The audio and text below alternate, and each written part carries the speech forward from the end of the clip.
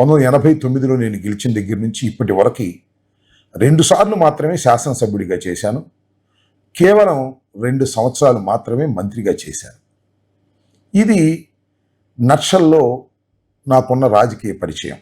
ఈ మొత్తం సంవత్సరాల్లో ఏం చేశాను, ఏమిటి అనే దాని గురించి నేను ప్రస్తుతం ఏమి చెప్పదలుచుకోలేదు, చెప్పుకోవాలనిపించడం లేదు కూడా. ఎప్పుడు చెప్పుకోవాలనిపిస్తుందంటే ఇంక చేయటానికి ఏమీ లేదు అనుకున్నప్పుడు గతంలో నేను చేసినవన్నీ కూడా చెప్పుకోవాలనేటువంటి తాపత్రయం ఉంటుంది. కానీ నేను ఇంకా చాలా చేయాల్సింది ఉందనేటువంటి భావన నా మనసులో ఉంది. ముఖ్యంగా వైఎస్ఆర్ కాంగ్రెస్ పార్టీ ఇవాళ ఓటమి పాలైన తర్వాత కేవలం 11 సీట్లు మాత్రమే వైఎస్ఆర్ కాంగ్రెస్ పార్టీ గెలుచుకున్న తర్వాత వైఎస్ఆర్ కాంగ్రెస్ పార్టీ చాలా ఒడుదుడుకులకు లోనవుతుంది. ఇది ఏ రాజకీయ పార్టీకైనా చాలా సహజం.